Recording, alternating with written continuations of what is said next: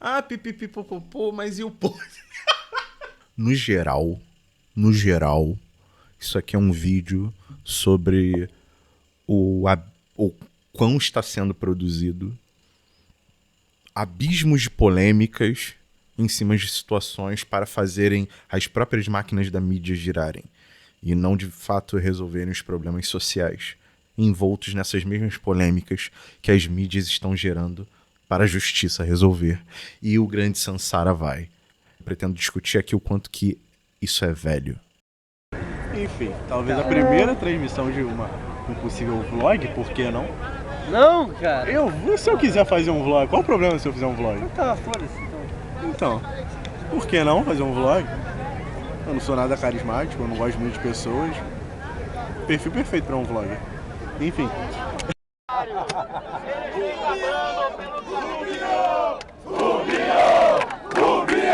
tá gravando.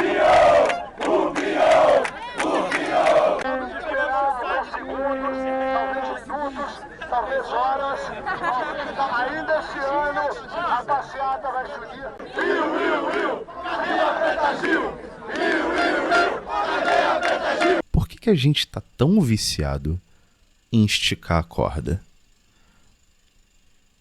Eu fico tentando entender qual é o grande movimento que as pessoas acreditam que estão fazendo, pelo menos na indústria da mídia, né, em geral. Qual é o grande movimento que as pessoas acham que elas estão cometendo quando elas esticam a corda? É exatamente da censura para com artistas. Essa parte eu falo em vídeos meus, não é uma questão de achar bom ou ruim. Eu acho que as leis existem, elas devem ser cumpridas. Então, se o Estado está entendendo as coisas de uma forma vigente, tudo bem. Eu não concordo com a forma que isso está acontecendo, mas eu não sou burro de esticar a corda, sabe? Eu não sou burro de ultrapassar o que eu sei que é um limite. Eu fico me perguntando hoje qual que é o real intuito de certos artistas de esticar a corda, de pular de uma situação para cima da outra, de saber que você está num ambiente que você está sendo visado e você vai cometer certas coisas que você deveria tentar controlar, e também de entender que você está querendo fazer aquilo por raiva, por protesto político, ou literalmente você está querendo chamar atenção ou querendo ser engraçado, quando na verdade você deveria cuidar da sua própria opinião, de forma que ela não conflite não só com pessoas em geral, mas também com a esfera de Estado, entende? Eu acho totalmente errado censurar um artista, independente do que ele esteja falando, sinceramente.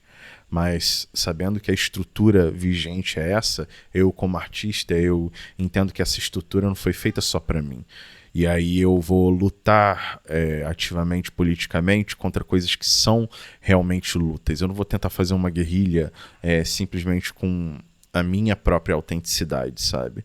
E até porque é muito engraçado você ver certos artistas pensando muito em eu vou utilizar agora a plataforma, a questão política que eu sou envolto para lidar com a situação que eu me meti, mas você não vê de fato aquela pessoa fazendo uma organização ativista política em torno daquilo, sabe? Eu fico tentando entender de verdade se a gente não está criando uma sociedade que é, na verdade, viciada em esticar a corda, sabe? Esticar as cordas para os próprios pescoços para que haja uma grande comoção. Eu fico pensando e eu não preciso, na verdade, pensar muito nisso, na verdade. Para mim isso está um tanto quanto óbvio. Em um mundo de espetáculo, os artistas estão se tornando cada vez mais absortos nas suas próprias ideias políticas, mas eles não servem de verdade como um mote político, por quê? Primeiro que não organizam sistematicamente uma grande população, segundo que toda a defesa que tem que ser feita vai utilizar aquela questão para com a individualidade dessa pessoa, mas não é a individualidade dela que faz, na verdade, o problema ser geral. Exemplos, né? E aqui botando a mão em lugares ruins. No caso do Léo Lins, por exemplo, ele é um humorista. E aí ele conta piadas, né? E a defesa lá das pessoas, é uma defesa totalmente estúpida sobre a questão de ser um lugar privado. Não é porque você está num lugar privado que você pode falar exatamente o que você quer, porque esse lugar privado, ele, na verdade, tem um cunho público, você está recebendo um grupo de pessoas dentro daquele lugar. Você não pode exatamente criar, por exemplo, uma célula nazista no seu quarto e achar que vai ficar tudo bem. Não, o que não é o caso do Léo Lins, mas você entende o que eu estou querendo dizer quando você fala para uma massa, entende? E outra que o vídeo também foi feito o upload, editado, etc., na internet. Então, esses foram os erros dele. O que ele falou para mim é simplesmente lixo, entende? Eu não queria ter que acordar com a internet discutindo de verdade a importância da censura ou o quanto o Léo Lins e não sei o que e tal, porque, na verdade, tudo isso está sendo em torno do Léo Lins. Entende? E eu até torço um pouco o nariz para essas duas situações, as 3 situações que eu vou citar, mas começando pela do Léo Lins, de que há uma grande mídia em volta de casos extraordinários, sabe?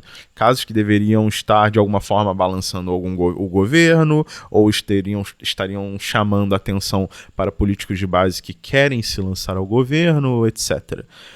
Enfim, Bianquinha. A Bianquinha foi uma pessoa que é uma pessoa que sempre tenta escalar em cima de treta. E aí qual é o grande ponto? E eu, inclusive, faço as escusas, como ela gosta de repetir do Moro, eu faço as escusas da questão dela, de eu estar fazendo exatamente a mesma coisa, eu estou discutindo ela. Então, tipo, tá tete a tete, tudo bem, a dinâmica. Só que assim, o meu ponto ela não tem vontade de ajudar o que o Felca estaria fazendo. Ela tem vontade de quizumbar para ganhar atenção para ela. Entende isso? E aí realmente o Felca fez um movimento certo para mim, que foi de largar toda aquela situação. Pipipipopopô, mas e o pose? Meu irmão, existe uma grande diferença entre um cara que prepara um roteiro, escreve a porra toda, tá ligado? E meio que um cara que literalmente tá fazendo um show e meio que dá só fala uma parada da vivência dele, né? O Léo Lynch, ele tinha que ser nordestino, não sei se ele é nordestino ou whatever também, mas ele não demonstra isso, pelo menos na cultura dele, pelo menos não, né, no ícone que eu reconheço, né? Mas, tipo, e não que seja o meu ícone, é um ícone de leitura daí de fora. Mas o Pose, ele é um cara que saiu da favela. E, tipo, obviamente, dentro de uma estrutura artística até, certas lideranças ali comunitárias, ainda que erradas para o mundo de fora e erradas para o sistema, para o Estado, ele vai se apoiar um pouco talvez até no glamour de verdade que aquele tipo de sistema tem, tá ligado? E ele vai estar falando da vivência dele, ele vai estar romantizando isso, né? Quando o Estado se ausenta de criar heróis, quando a mídia se ausenta de criar heróis e se criam mais os sinônimos de vencer, é o cinismo desses populistas citados anteriormente, é óbvio que as periferias vão criar os seus próprios heróis, né?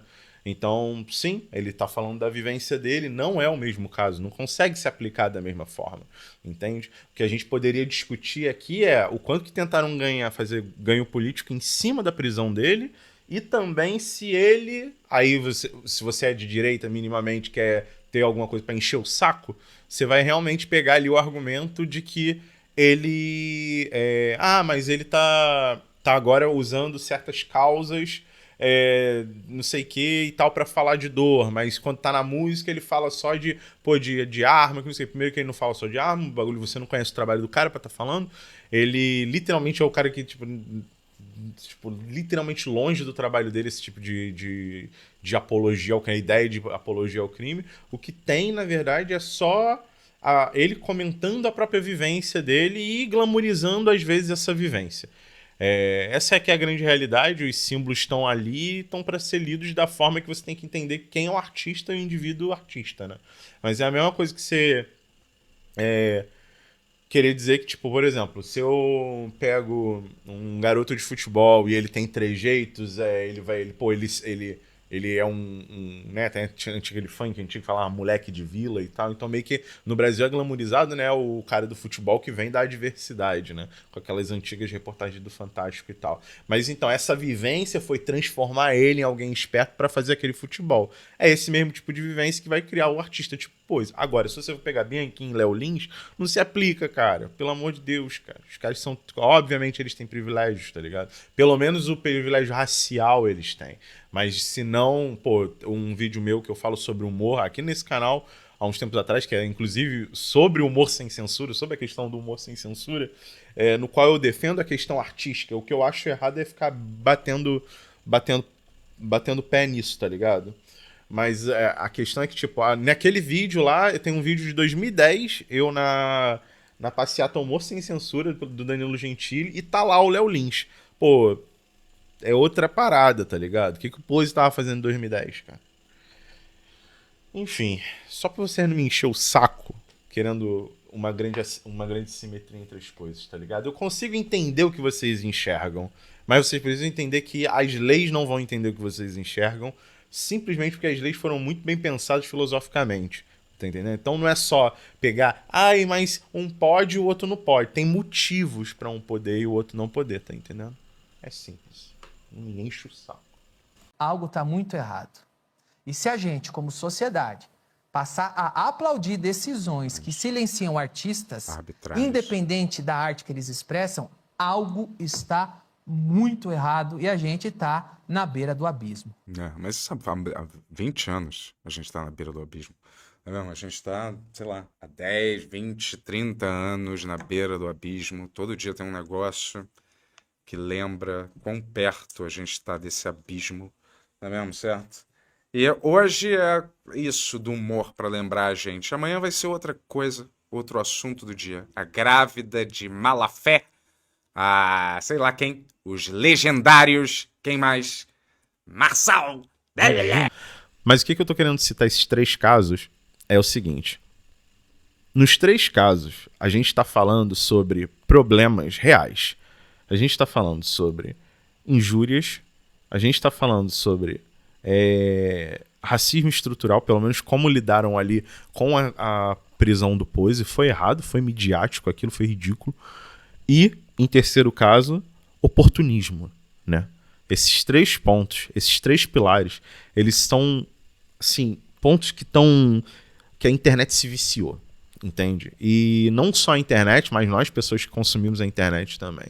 Então, como, na verdade, ser atento para entender esse samsara diabólico que a gente está preso? O primeiro ponto, para mim, que é fundamental, é reconhecer que, e aí você vai ver esse tipo de prática em vários lugares do mundo. Lá em 2013, quando tiveram as jornadas de junho, as revoltas das jornadas de junho, grande parte do Brasil começou a se politizar de uma forma muito intensa e muito voltado para a internet. Dado aquele contexto, a gente não sabia quase nada, e a gente se meteu em várias furadas, inclusive, por causa dessa questão, tanto esquerda quanto direita, e os dois lados sabem do que eu estou falando. Mas o grande ponto para mim é essa forma que a gente aprendeu a lidar com política de forma tão colada ao cotidiano, eu não sei se ela tá certa. E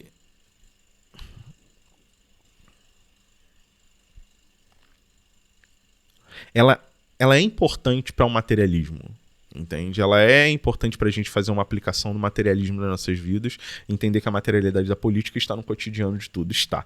Só que o processo de politização é um over, às vezes, em cima de questões políticas basais, entende? Uma sociedade, por exemplo, não discute exatamente... uma sociedade, por exemplo, como a China, ela não vai, por exemplo, ver um humorista fazendo alguma coisa, tipo, torpe, o caralho, e vai levar aquilo para a esfera pública para uma grande discussão, e todo mundo entra, e todo mundo engaja e tal. E primeiro que esse todo mundo é aqui na internet. Isso é uma grande bolha, mas é uma bolha. Mas é uma grande bolha. No cotidiano as pessoas não estão de verdade refletindo por isso, elas só soltam informações trocadas umas às outras, e na sociedade mesmo, no dia a dia, ninguém se entende, sabe? O Uber vai discordar de você, ou vai fingir que está concordando de você, o cara da padaria vai concordar com você, ou vai fingir que está discordando de você, ou vai discordar com você, etc. Essa é a comunicação real, entende? Só que aqui na internet existe o hype, né, da manobra, tipo, de realmente você fomentar as coisas para parecer que elas têm uma grande força, né, de narrativa. Esses 3 casos, eles não vão mudar nada. O oportunismo, inclusive, da Bianchina, para mim, é o mais interessante, porque para mim, ela é extremamente inteligente, inclusive. Pena que, para o quê? Há 1 ano ou 2 anos atrás, inclusive, eu cheguei a mandar uma mensagem para ela, porque eu queria tentar conversar com ela, porque eu acho que ela é uma pessoa inteligente. Ela só de verdade acha que ela tem que tentar o maior salto, entende? Mas ela, para mim, representa grande parte das pessoas. Grande parte dessa malandragem que a gente tem que saudar a parte cultural boa disso, de verdade, porque não somos o bicho mais otário do mundo, e eu gosto dessa parte de ser brasileiro, mas também essa necessidade da lei de Gerson, né, de tipo, eu tenho que me dar melhor, né, de alguma forma, eu tenho que tirar alguma vantagem. Isso é muito de uma sociedade que tem medo, sabe, de não aproveitar o que está acontecendo, assim como eu estou fazendo esse vídeo aqui sobre essa questão toda. A gente tem muita urgência de lidar com as coisas. E na internet, as pessoas, assim, elas não esperam, meu irmão. Acontecer um negócio, é story, é vídeo, é o caralho. Tipo, ninguém para pra pensar de verdade no que tá. Todo mundo só parte a partir da sua própria convicção. E sabe qual é o grande ponto dessas 3 questões? O único que lucra é o oportunista. Tanto da Bianchina até aqueles senadores fazendo a CPI e chamando a Virgínia e aquela palhaçada toda. Quem lucra com essas paradas, quem lucra com essa urgência, na verdade, são só pessoas que estão tentando fazer gaslighting dentro do debate real. Entende? Então, se você quer produzir alguma coisa, na minha visão, que realmente seja densa, que tal tentar criar uma vertente mais sofisticada de falar sobre aquilo, e não sofisticada de elite, o caralho. Tô falando, tipo, mais que aponte mais situacionismos dentro da própria questão, do que simplesmente você sair vomitando alguma coisa só porque você quer hype. Por quê? Os algoritmos, eles vão aprender com esse outro mote. E eu tenho certeza que tem gente que está realmente ávida por informação sobre esses debates públicos. Informação, inclusive, de como linkar isso à discussão estatal de forma real, para que elas tenham base de lidar com aquilo no cotidiano.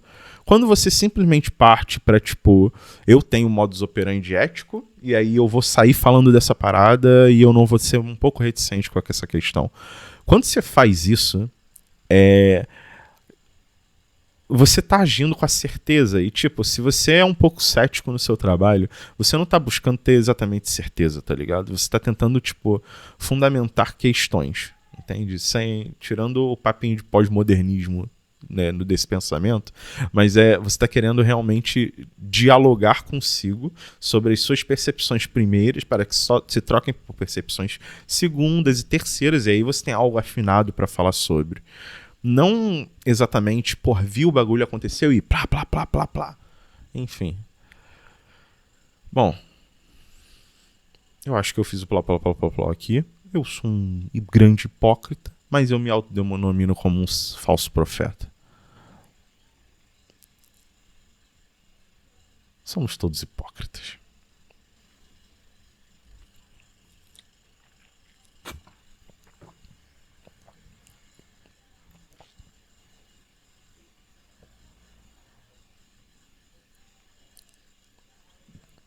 Mas dá pra ser um pouco menos.